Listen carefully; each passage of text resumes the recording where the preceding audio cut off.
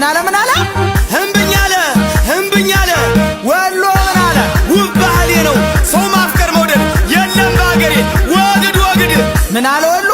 ወግድ ሸዋ ምን አለ ታግሼ ስኖር ተዋት ነካካኝ የእናቴ ሞት ነው ደም የሚያቃቃኝ ምን አለ ሂድልኝ ጎጃም ምን አለ ደሜ እንደበላይ መራር ሆነና ቀን በጠራራ በእናቴ ጉዳይ ነኝም አልፈራ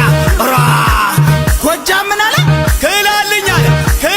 አለ የምየደጉ አልሞ መምጫ